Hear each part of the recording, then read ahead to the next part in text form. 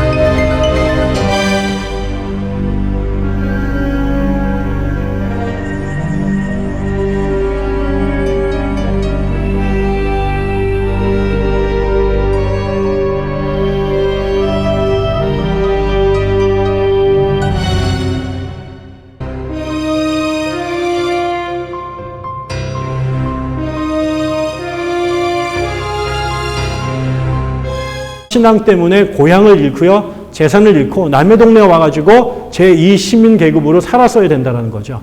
그러니까 이 사람들에게는 내가 왜 고향에서 떠날 수밖에 없었을까? 그거는 김일성 때문이다 라는 생각들이 머릿속에 있는 거예요. 그러니까 신앙의 문제를 떠나서 나의 모든 물적 기반을 상실하게 만들었던 것이 이 공산당과 연관되어 있다는 이런 피해의식이 아주 크고, 그다음에 남한에 내려왔더니 반공사회야. 여기서 살아남기 위해서는 내가 반공주의자가 되어야 되는 거예요. 그런데 남한에는 두 종류의 사람들이 있어요. 북한에서 내려온 사람과 원래부터 남한 살던 사람들. 근데 남한에서는 제일 용서 안 되는 게 뭐야? 공산주의자야. 근데 이 문제가 터질 때, 남한에서 공산주의 문제가 터질 때마다 누가 제일 눈을 숙이겠어요? 북한에서 내려온 사람들. 이 사람들이 늘 의심의 대상이 되는 거죠. 제가 최근에 재밌는 얘기를 들었는데, 우리가 이제 이산가족 얘기를 할 때, 이 월남하신 사람들을 북한으로 보내서 북한 가족 만나게 해주자. 이런 얘기를 하잖아요. 그런데 우리나라에서 북한에 간 사람들도 있어요. 월북한 사람들. 그럼 월북한 사람들이 남한에 있는 가족과 만남을 추구한 적이 있느냐? 이건 없어요, 우리나라에. 근데 그런 얘기를 꺼내기가 어려워요. 우리나라에서 북한으로 갔다라고 하는 거는 이거는 민족을 배반한 사람들이에요. 그렇죠? 근데 이게 똑같다라는 거예요. 북한 사람들에서 볼 때 남한으로 내려간 사람들은 조국을 버리고 나간 사람이라고 하는 거죠. 그래서 이게 남북 이산가족의 문제가 단순하게 인도주의적 차원으로 해결될 수 없는 상처와 원한들이 서로에게 있다는 거예요. 나를 버리고 남한 내려가 잘 살았어. 나를 버리고 북한으로 올라갔어. 라고 하는 것들이 그런 아주 복잡한 문제들이 그 안에 있는데, 이런 것들 속에서 북한에서 내려온 사람들이 중심이 돼서 남한의 기독교가 재구성이 됐어요.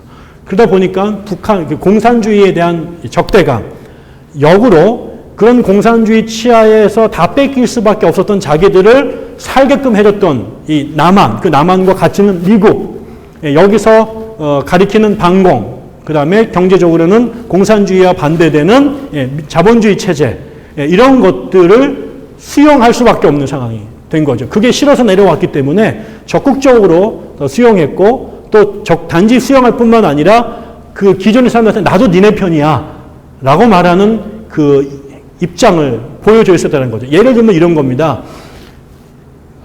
지금같이 IS나 알카에다가 미국을 공격하는 시대에 미국에 살고 있는 이슬람 사람들이 어떨 거예요? 그러면 많은 사람들은 저쪽에 있는 알카에다나 미국에 있는 무슬림들이 다 같은 종족이라고 생각할 거 아니에요. 그러면서 여기서 이 사람들은 테러가 자행이 되죠. 그럼 이 사람들이 살아남을 수 있는 방법은 뭐예요? 나는 쟤들과 다르다라는 것들을 계속해서 더 강하게 얘기하게 되고, 그러니까 이쪽에 있는 사람들이 나중에는 어떻게 해요? 알카에다나 IS를 공격하는 군대에 자원 입대할 수밖에 없어서 애국을 입증해 보여야 되는 거죠.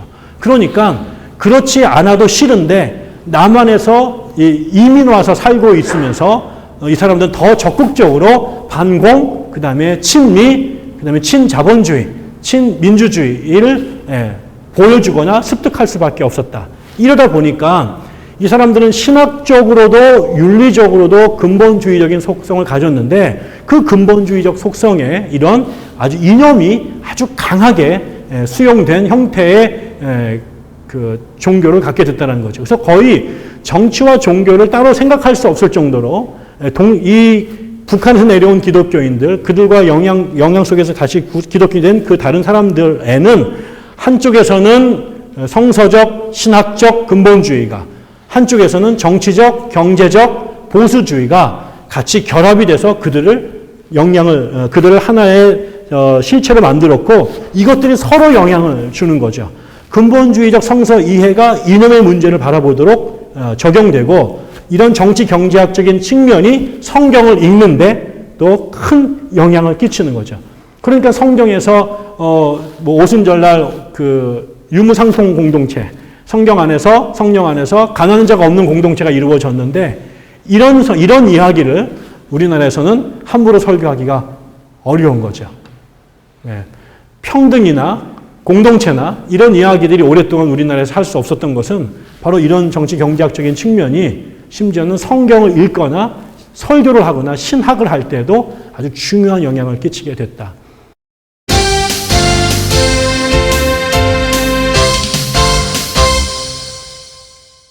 성경과 공산주의는 거의 성경에 아무런 관계가 없지만, 우리나라에서는 적그리스도의 다른 가장 대표적 상징이 김일성이고 그 집단이고, 이렇게 되면서 반공주의가 거의 기독교 신앙의 삼위일체 교리 다음으로 중요한 모든 것의 판단의 증거가 이 반공이라고 하는 것으로 해결이 돼버리게 되는 그런 시점이 되게 됐고, 또 미국에 의해서 해방이 됐다고 생각했고, 미국에 의해서 전쟁을 반공이 아니고 공산주의 국가를 막았고 미국이 주는 돈으로 먹고 살았다라고 하는 생각 속에서 우리나라는 친미라고 하는 거, 그 다음에 미국이 전해준 경제 시스템인 자본주의, 이런 것들이 성경적이다라고 생각을 하고 기독교적이라고 생각을 하게 된 거죠. 그래서 친미나 친자본주의나 반공이라고 하는 것은 성경과 크게 상관이 없는 거지만, 우리나라에서는 거의 시빌 릴리전으로 국가 종교처럼 시민 종교화돼서 삼위일체 갖고 이단으로 몰지도 않고 뭐 단성론 양성론 갖고 싸움을 안 하지만, 목사가 반자본주의자거나 아니면 친공적인 냄새가 나거나 아니면 반미적인 냄새가 나면 목사의 목이 날아갈 수도 있을 정도로 아주 중요한 현상이 돼버리게 된 거죠.